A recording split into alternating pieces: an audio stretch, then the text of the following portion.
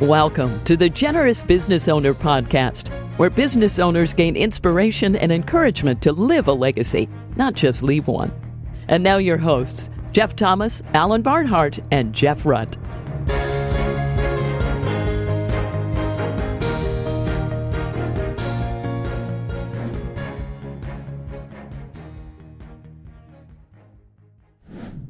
Welcome, everybody, to this week's Generous Business Owner Podcast. My name is Jeff Thomas, and we have two very special guests with us this week. We have Bill and Dana Wichterman. Dana spent her career as an international economic development professional for the U.S. Agency for International Development, and Bill spent his career in law and politics, including as special assistant to the president in the White House. So I'm sure you've got some cool White House stories. Welcome to the program, Bill. Thank you. Dana. Thank you. Hey, thanks, guys. And now normally we kind of do the sort of childhood setup, but with two of you, maybe we just start with your marriage. Dana, do you want to kind of tell this story? I know my wife's better at that story than I am. No offense, Bill, but Dana, maybe tell us how you guys met and the early years of your marriage. Sure. Well, we joke that Bill was cruising Sunday school, adult Sunday school, to meet chicks. And so we met. Could be worse places, Bill. Could be worse places. Oh, there are worse places. So this was a great place to meet. Yeah. And yeah, so we met in our mid-20s in Washington, D.C. We both had career Bill had it in politics on Capitol Hill, and I was in the bureaucracy. But I think what's relevant for this discussion is we did pre-engagement counseling. Because we believe marriage is so important that you better make sure you know that you want to get married. And one of our main things in our pre-engagement counseling was getting on the same financial page. We know that one of the three main reasons people divorce is they don't know how to talk finances. They may have different approaches to spending, saving, investing, et cetera. And so we, right off the bat, started with Larry Burkett, and got on one page, the whole idea that God owns everything and we are stewards, not owners. Again, that's a journey. To actually have that go from your head to your heart has taken years to translate that out into real life. But we at least were in harmony of that we were going to ground our financial decisions and our lifestyle on kind of that biblical framework. Yeah. And that did not mean having a poverty mindset where God wanted us to be ascetics necessarily. Now, if he wanted us to be, we needed to listen, and we were ready to do whatever he called us to do. But if not, then it's just looking at your comprehensively, how are you using your life and your resources for God's call in your life? And I would say that's what has bound us together in a really beautiful way from the start. We also understood we had a joint calling, and we have individual callings in terms of what impact the Lord wants us to have in the world. And so it's been a joy to see that unfold as well. So I don't know, Bill, if you want to add anything to that. Bill, how was that foundation for you? Was that critical to you? Well, the foundation of having a common view of money was just hugely important to us. And we really began our stewardship journey when we were very poor, as I like to say. And we write in our book, is our first apartment was totally fine as long as you didn't mind cockroaches. Right. And it was a place where we had no money, and I remember despairing in those first few months of like, how were we ever going to afford a car, even because we had no car. And but we did have the concept right from the start of everything we have belongs to God. He cares about all of it. And we started working that out from a time early on, way when we were, underwater. We didn't even have a net worth of zero yet. And we've grown in that over the decades and continue to grow in that and learn more about it. But we've been deeply convicted that our finances are supposed to be a love letter to God. Well, this is a very unique, Dana, you're right to mention that this is such a, money is a lightning rod in marriages. Unfortunately, often negative. if you don't have that same view. So I think that is super unique that you guys started off in that way.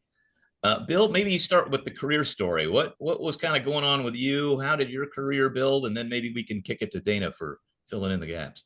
Sure. Yeah. Well, I actually was a missionary one year out of college to Hmm. Turkish guest workers. My claim to fame, Jeff, was I was at the Brandenburg Gate for the famous Reagan speech, Mr. Gorbachev, tear down this wall. That was Wow. in the Okay. neighborhood. So, Okay. You remember the date? What was the date?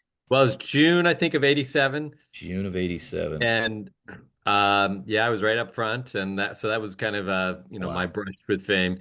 But I really wanted to get into politics at all. And so I felt the Lord's freedom to then come back to Washington, D.C., and I started working in the House of Representatives as a staffer, worked my way up to a chief of staff, and then went over to the Senate as a policy advisor to the Senate Majority Leader, and then to the White House as a special assistant to George W. Bush in the White House. And loved politics because I love justice and really saw it as Hmm. part of my calling until Dana blew the whistle on my career at one point and said, I cannot take your career anymore. And we never see you. The kids don't see you. Wow. And it was the right thing for me to leave day-to-day politics and go to a law firm, which is where I am now. And did law school happen early or after that? It's Where actually was it? graduate school. So my graduate degree is in political philosophy. So I am a faux lawyer, but the good news is I get to bill like one. So it's worked out just fine.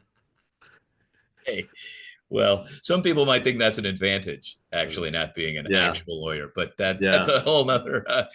And Dana, and so kind of what was going on with you? He kind of referenced the no time at home, so you're clearly kind of there with the kids and that sort of thing. But what's happening with your career and with the family? Sure. So my calling since I was in maybe late high school was really uh, that verse of to whom much has been given, much is expected. And I read the book uh, Rich Christians in an Age of Hunger, which actually both affected both Bill and I. And I was just really undone. I just said, if we're so wealthy, what can we do to help people who are, have less?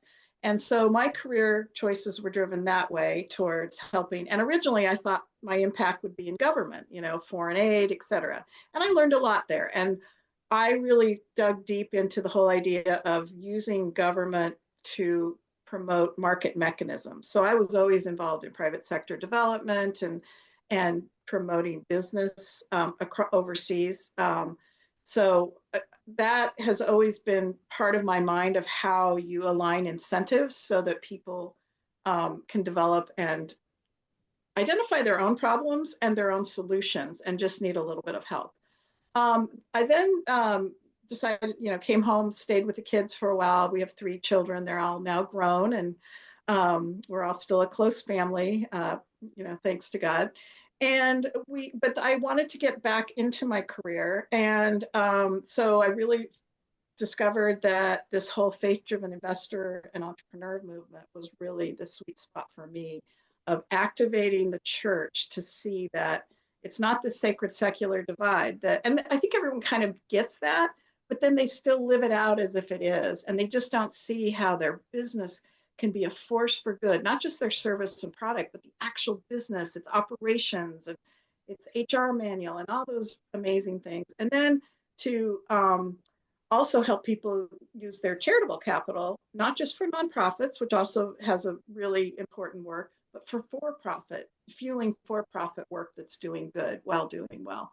So I think that's kind of in a 30-year or so career going from government as a lever of change and then actually focusing more on nonprofit giving and the whole generosity movement, and which I think is very important. And being a good giver is, you have to be, if you want to be effective, there's work to be done. You can't just throw money out. You have to know what you're doing with it and where it's going.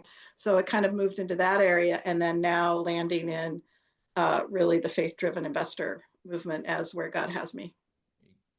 Okay.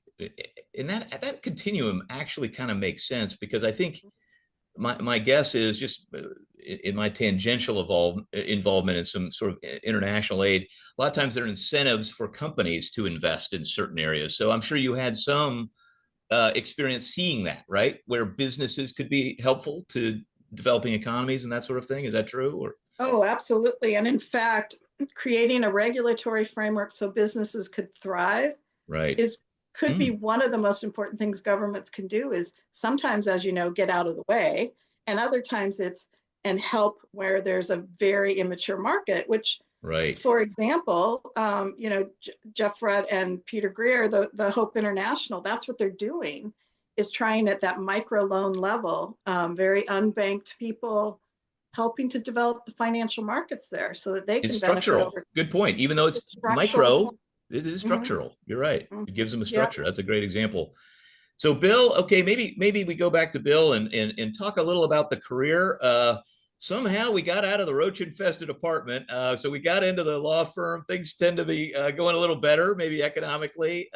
Maybe continue the career story. When did you guys start having a little excess cash and start having to sort of wrestle with that? Yeah, so it built up.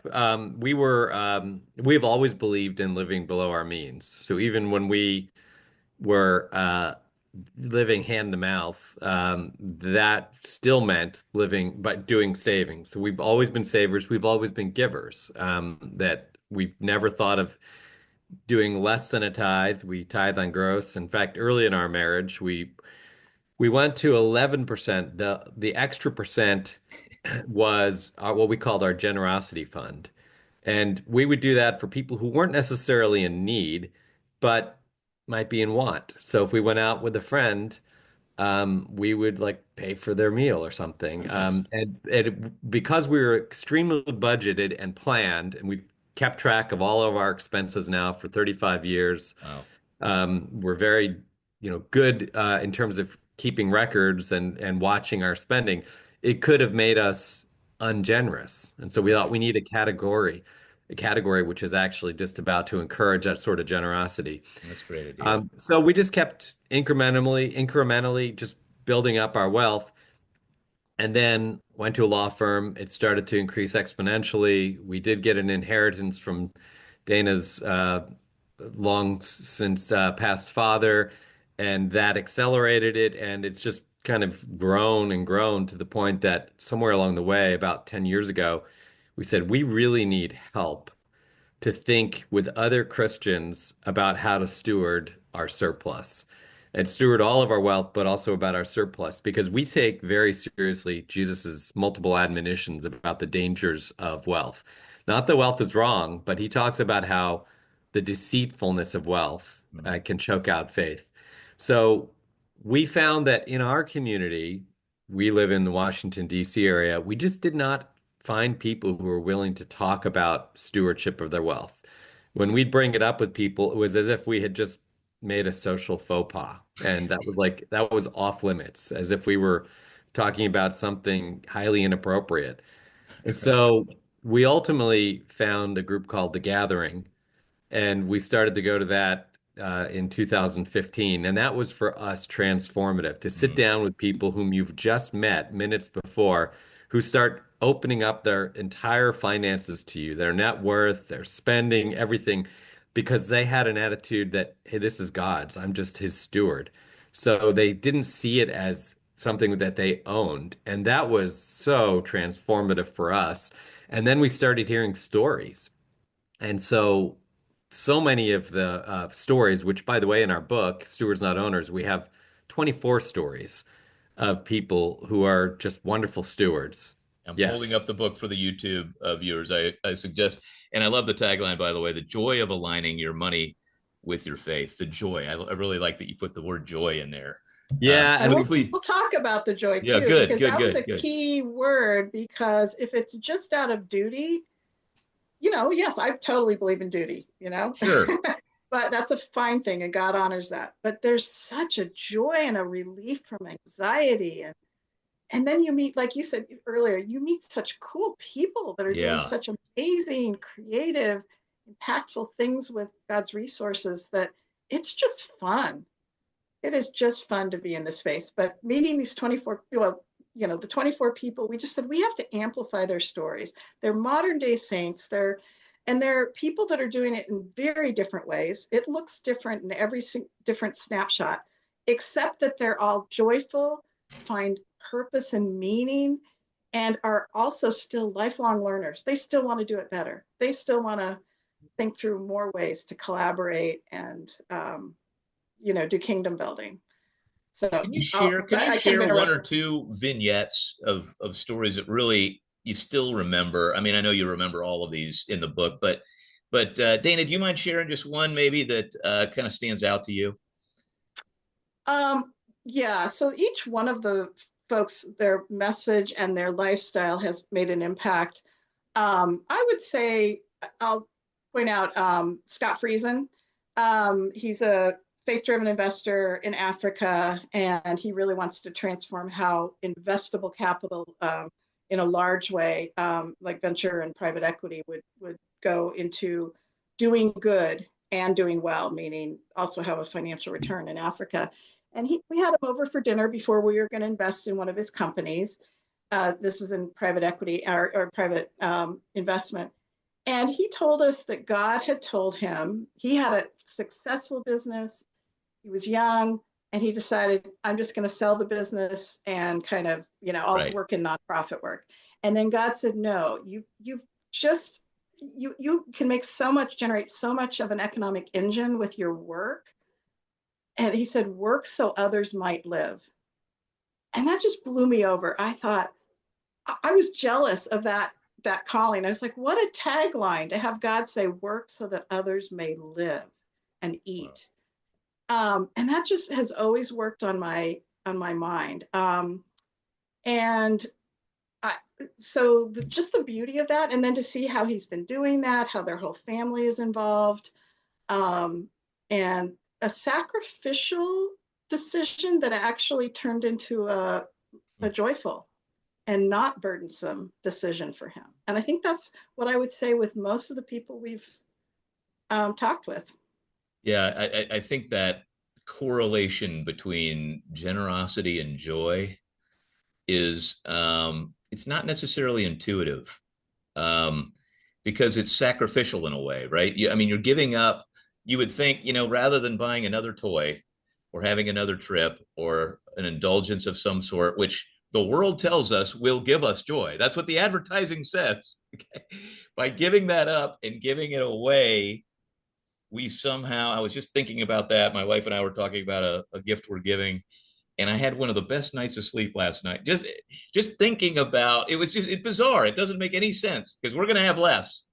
But the joy of that, Bill, is there a story that kind of comes to your mind that was sort of inspirational to you that you think about the way Dana did it, a little transformational thinking? Yeah, so many stories. Yeah, I know.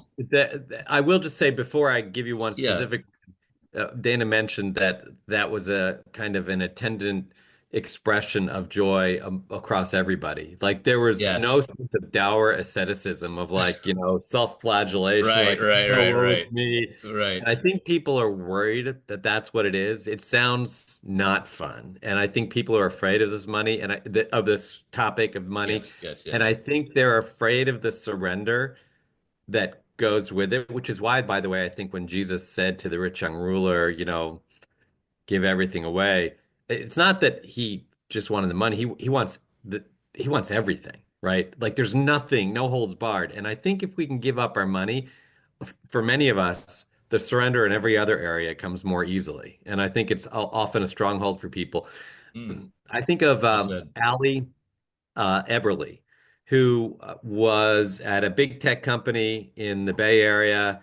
She went to an elite school. She was on the fast track of management there, was headed to be very wealthy and very successful. And she had in college done just I think a semester or a few months in a slum in Nairobi.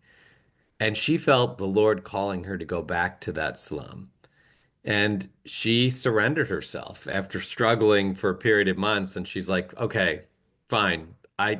She turned over her hands on a beach, underneath the Golden Gate Bridge and said, all right, you got it. She moved back there, and what she does is she empowers entrepreneurs in and women entrepreneurs in this slum called Mathare slum in Nairobi.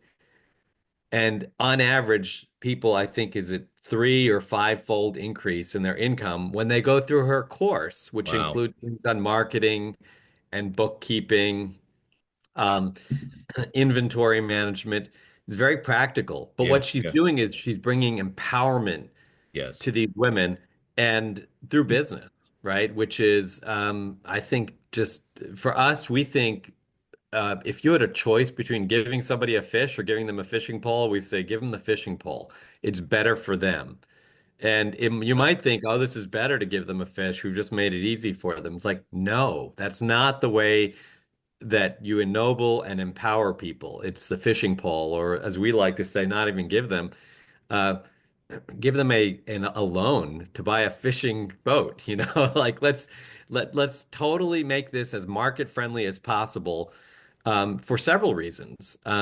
So that they can be profitable, yes, but also so that we can do it again and again. And profit is one of the things, Jeff, that we talk about in our book is not a dirty word with God. Right. Exploitation is a dirty word, but not profit well earned. It's actually part of the creation mandate. That was what it meant to flourish. It wasn't just about having babies, but multiplication is a concept that God loves. He loves addition. He goes after the 100th, 99th sheep or whatever, but he loves multiplication. He loves that notion, and you think of this in the parable of the talents, the multifold, manifold increase which came from those seeds. That's built into the creation. That's not something that we need to be embarrassed about or ashamed of. Yeah. I really like that. It's not the profit that's the problem; it's the exploitation. And I think Yeah. that's and frankly, as many of our friends would say, there's no ministry without profit. I mean, you got to stay in business, and a growing business is good. You can employ people, and if you treat them well, great. That's flourishing for more than you. So there's nothing wrong with that.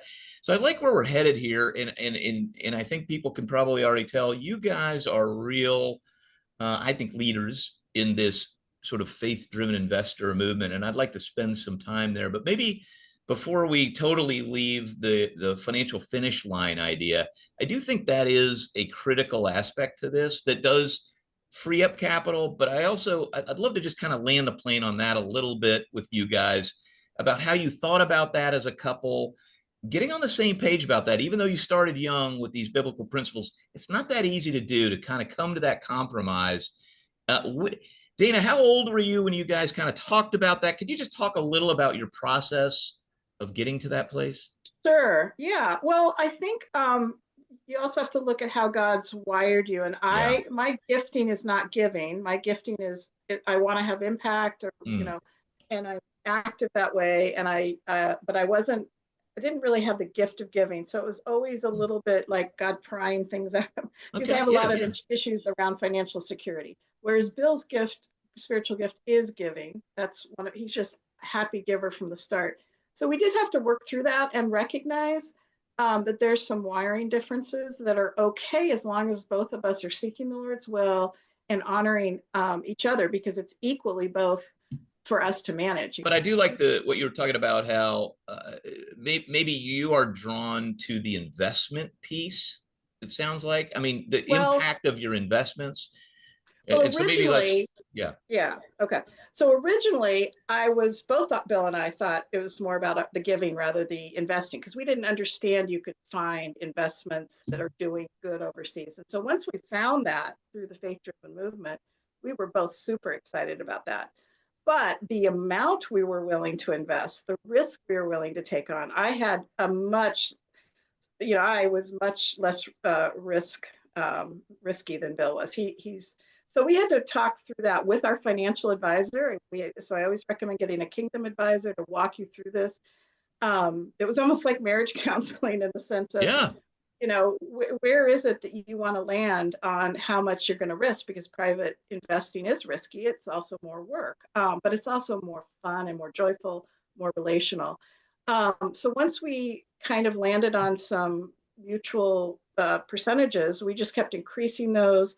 We think about it once a year, pray over it, and decide where God wants us to go. And at one point, it was in a faith-driven investor podcast that Andrew Crouch, he encouraged people to tithe on their net worth as opposed to their income. And we all just sat there stunned, like, what would that look like? And I Yeah, literally yeah. was like, what? I wish I hadn't heard that. Right. But it worked on me for about a year. So Bill and I, and Bill's like, yes, let's think about that. And so once we started thinking that way, we said, I think we need to think of an actual finish line. And, when people Mm, retire, they are claiming they have a finish line. that's They are true. saying, we have enough because we're no Here's the longer going to budget. earn anything. Yeah. So Yep. we decided, let's decide that number and then continue to work because both Bill and I love working. We'll continue to make money and everything that from that Kind of the on, excess, you don't need excess it. So we given sort of away. endowed this lifestyle, and then everything Mhm. extra. That's a nice way to think about it. Yeah. And so we reached that a year ago, Okay. and it has been so fun. It has taken out so much anxiety. If the markets go up and down, I mean, I'm still pretty good about knowing that markets do go up and down, and Yeah, you yeah. shouldn't be that freaked out about it. But I don't have any anxiety over it anymore. It's like, Lord, you do with it what you will. If you want to give us less to give away next year or more to give away, we're fine. So I've been surprised at the paradigm shift that has been produced and the peace by being able to make that kind of final financial finish line. Now, other people talk about a finish line in their yearly spending. Let's have a cap on our lifestyle, and then everything is given away other than from that. And that's also a really great way to think about Yeah. it. So I think Bill and I are on the same page now, but we do have to think through how long do we want to be generating um, returns, and how is it okay to be just giving money away, which then wouldn't increase our endowment, and Right. at some point it's going to shut down. Well, but I like your admission also that it's always a work in progress because it's dynamic, and you can make adjustments. You don't have to make a decision when you're 22 about what the number. It's I mean, I think just keep seeking God's face and let Him adjust. But Bill, how would you kind of add to the sort of finish line conversation? Yeah, I'd say so joyful. So I think what sounds like to perhaps to some of your listeners right now, Jeff, as terrifying, Drudgery, maybe? Yeah, terrifying. Yeah, drudgery, terrifying, stultifying, right. whatever, come up with your word. It's just the opposite. It's more like it's a carnival. And so Wow, once we began that process, and by the way, you totally cut your tax rate. So you're that's true. exponentially giving your giving keeps going The up at government a subsidizes your giving if you're willing to do this. exactly. Yeah, no, Yes. that's also amazing. But yeah, I think it does change it. It does have a little bit of a like in our minds though, we have a little bit of a fixed income mentality now because in one Mhm. way, because now we've said this is it, we've hit our finish line. But in terms of our giving, it's made us, I'd say, even more generous because there's that sense of like, well, this money is, we're not keeping this money anyway. The other thing is, let's say I'm having a bad day, some difficult things at Mm. work. I've done the math. I know how much money we are giving away for every day that I work, and that is an awesome thing. And Oh, that's so would I interesting. want to like retire to a sailboat when I could keep transforming people's lives day by day because of what we bring in? It's like, oh, that is completely. And by the way, Dana said this already. This isn't just for like high net worth people. I mean, we know lots of people who are retiring in their late 50s, early 60s. They maybe been teachers or mechanics or whatever they've done in their career. And when you say you've had enough, that you don't need to earn anymore, go to that next step. Try 1 year.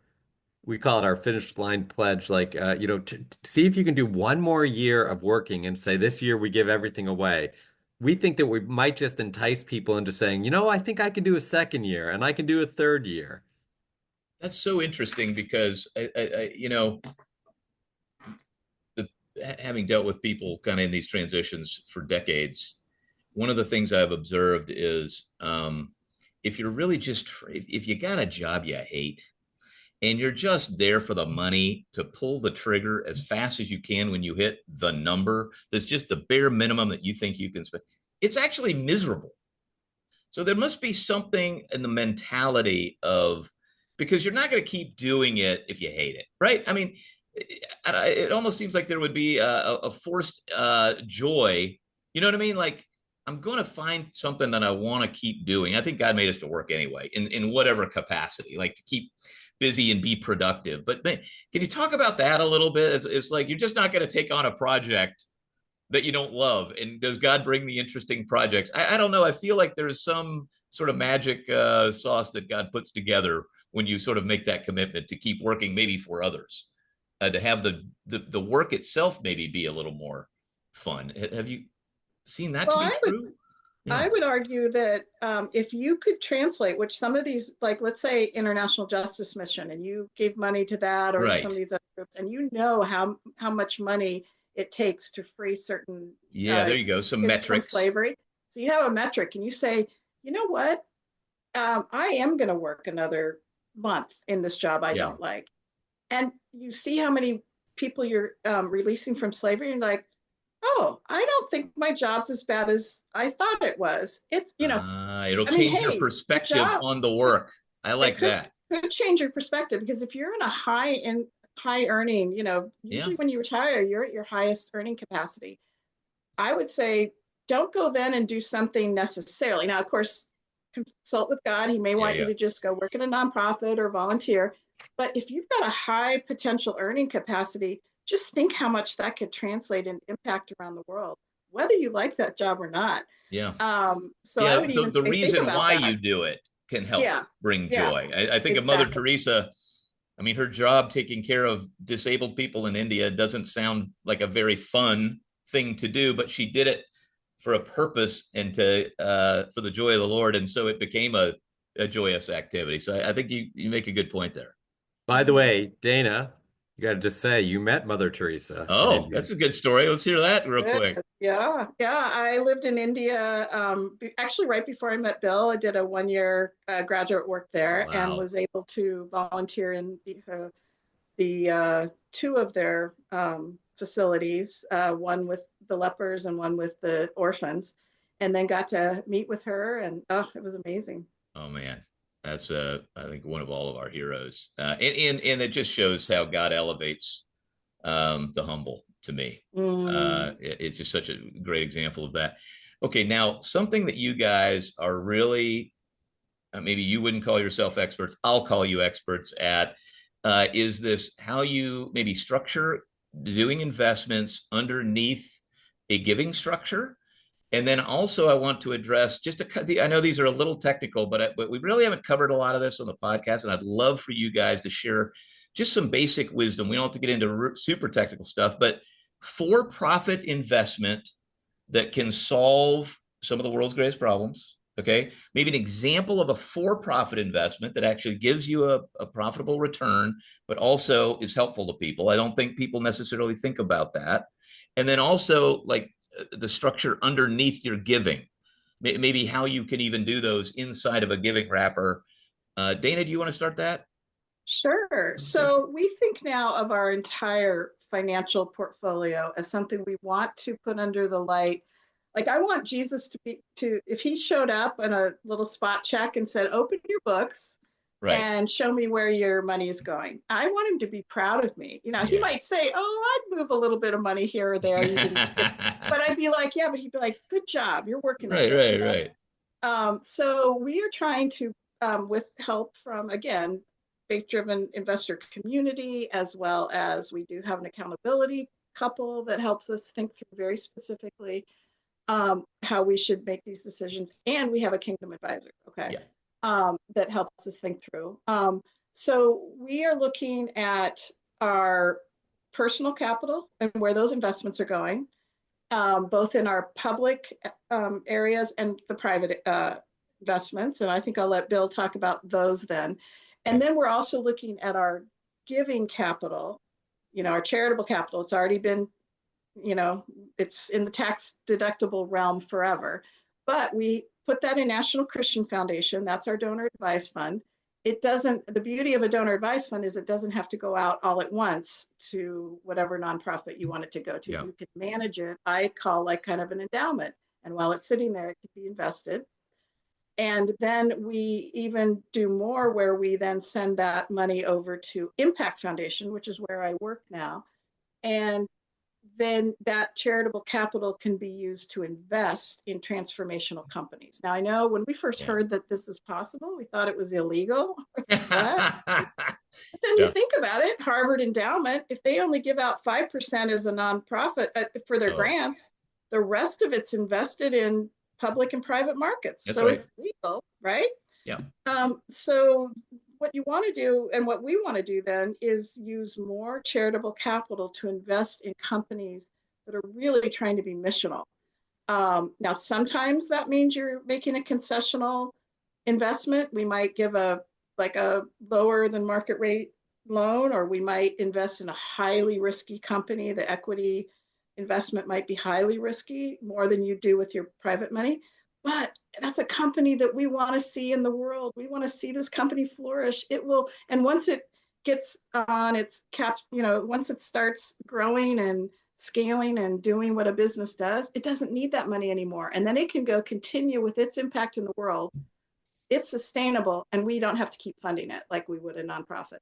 So we want to put more of our capital towards that because I think because so little capital has been unlocked towards that.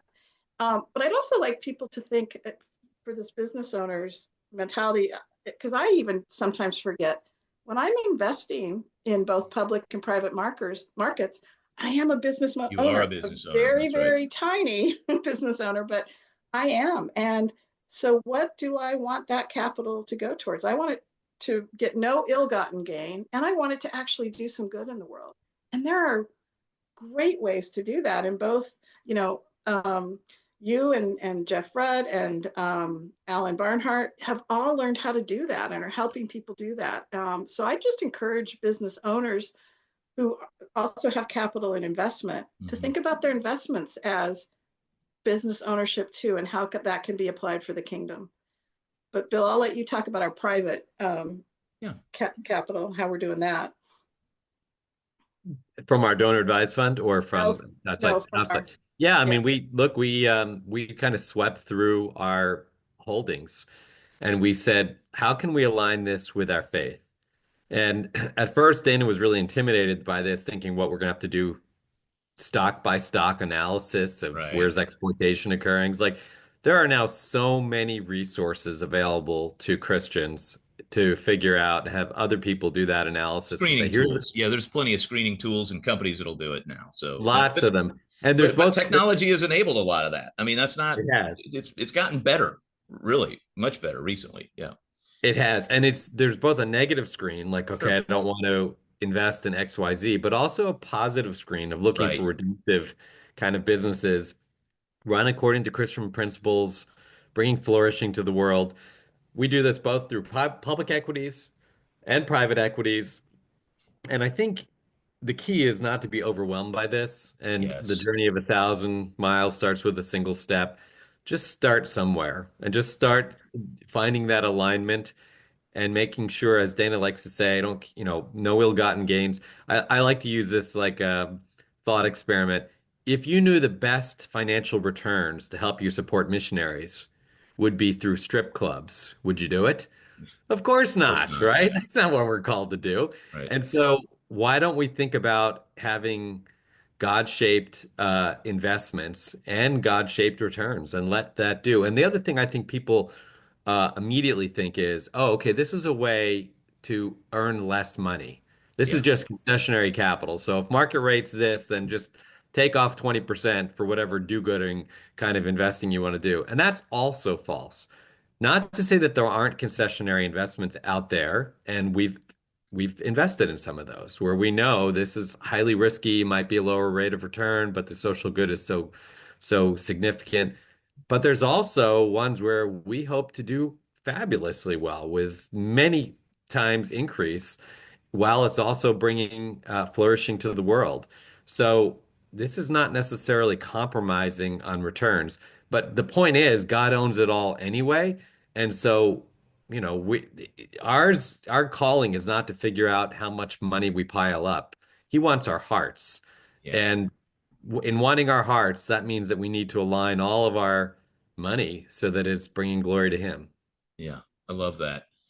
Can you just give a general example, maybe one from each of you, just briefly on just a type of business? You don't even have to name the company.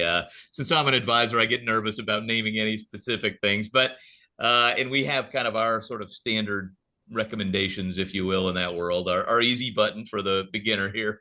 But and I'm not going to name what those things are, but just an example of some kind of business that is for profit that helps people flourish. Bill, what was the example? Well, I will say one. I mean, Okay, go ahead. It's in Rwanda, Okay. Masaka Farms, and they employ deaf people. 60% of their workforce is deaf, which is incredibly ennobling in Rwanda for people who are otherwise considered unemployable and are the dregs of society, as the way they've often been considered, who now suddenly have meaningful income. They can support families, they can meet other people in the deaf community, they can learn sign language, and they do this in a for-profit business that produces protein-based products that is exactly what the developing world needs. That's what Right. kids in particular need against malnutrition, and it's for profit. I mean, what's not to love about a business like that? And just so people understand, these are the kind of things, and I'll put my little disclaimer. We're not recommending these things, but Yeah. as an advisor. But what I'm saying is you could put that in a donor advised fund, or you can put that in your personal for taxable portfolio. That's great. Dana, what's one for you that's kind of a neat story? Yeah, well, I'll give a story of then one that is in the United States and also solving a large problem, and also could make bucket loads of money. So it's they're trying to solve for homelessness and trying to build better with, and Bill, help me out with 3D house printing? 3D yeah, house yeah. printing. Yeah, Oh, yeah, yeah. sorry. Okay. Yeah, they're doing 3D house printing. Now they're trying to get the cost down to the point where they could really build homes very quickly, whole communities, and also both safe, climate resilient, and beautiful, and also and functional, and also affordable. And because they're also doing it in the luxury market as well, and they also have some grants or some contracts with the government of maybe building on, doing things for the army or et cetera.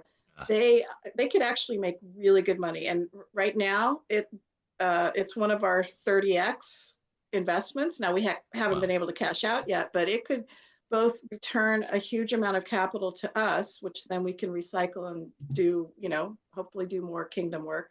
But it also is doing kingdom work while it's working. And I'm really excited to be on that one.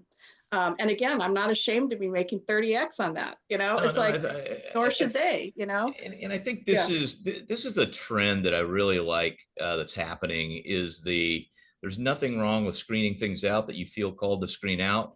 But let's be honest, it's a whole lot more fun to invest in things where you feel like you are an owner in that company. Maybe you know who the management team are or the founder. You can see the impact. Maybe you can go to Africa or to, go to Austin where they're 3D printing houses or whatever, and kind of see the positive impact and what we're for. And I just think that that trend and this ecosystem is growing. I mean, we're spending a lot of time researching all of these companies that are doing these things. So I think it's a very exciting time. And I, I was just telling you guys at this Faith Driven Investor Plus conference, we're talking about the solving the world's greatest problems, and people are starting to do the analysis of what for-profit and nonprofits can you invest in to solve these things like homelessness and these other issues. So I just think it's amazing for you guys to really be in the middle of that. Thank you so much for sharing those stories. As we kind of wrap up, we always try to just leave everybody with just a kind of a practical tip. Somebody who's running on the treadmill and they're like, wow, this is all big and exciting, but I'm over here at stage one on this idea. Bill, what's just maybe a practical tip you'd leave them with? Keep track of your expenses. And I think that it's hard to live an examined financial life when you only have a sense of what you're spending where. So it's gotten easier and easier to do. That's true. Now you can just download your credit card to Quicken or whatever product you use. And all you have to do is spend maybe an hour or two a month getting everything at category, and you're going to be able to see where your money is going. And I think that that's the first step to building a realistic budget and then living in light of reality in terms of where should my money be going? Because I think it's easy for us to lie to ourselves. Yeah, you need to collect the facts and be honest with yourself before you can pray appropriately about. Yeah, so that's a really good one. Dana, how about you? What's a practical tip from you? Yeah, well, I would say listening to your podcast and or others in this area. It's not hard. You're driving to work or you're driving somewhere and you just listen to it. It can actually be a fun, interesting conversation in your car, even with your family or your kids, and say, well, what do you think about that? And and I would say for business owners also, just get involved in faith-driven entrepreneur, faith-driven investor, small groups. It's like all free and it's easy. You can do it Zoom and or in person, but you're finding community of like-minded people that are helping you develop, new ways to do this, new ways to lean in that are joyful, and also to confirm your calling in this area. It's more fun to link arms together when you're doing this together. But I would encourage just, flip through. How many podcasts have you done now? 100 and something? Over 150. Yeah. Go back and listen to some of that's all relevant information for business owners. Bill, do you want to just share some resources if people want to learn more about your book or what you guys are up to? Where can they find you? Yes, www.stewardsnotowners.com. That's stewardsnotowners.com. And there you'll see interviews we have with people in our book. You'll have some excerpts from our book, how to order the book. It comes out in March. We made that as a resource. How many books do you feel like you've read, but you never really did because you listened to a podcast and you've watched some interviews? And so we want to make this as easy as possible to invite people into the joy of stewardship and what comes with that. And so reading the book or not, that's up to you, but enter into this community one way or another. Well, thank you for that. And thank you guys for contributing to the community today by doing this, and for everything you're doing all day, every day to contribute to this sort of faith-driven community. Thank you so much, Dana and Bill, for being on the podcast. Thanks, you. Jeff. And thanks everybody for joining us on this week's Generous Business Owner podcast. Share it with a friend, subscribe, and we'll see you next week. Thanks for listening to the Generous Business Owner Podcast with Jeff Thomas, Alan Barnhart, and Jeff Rutt. Make sure to follow the podcast so you don't miss an episode. You can find the guest contact information in the show notes. Stay tuned for the next episode.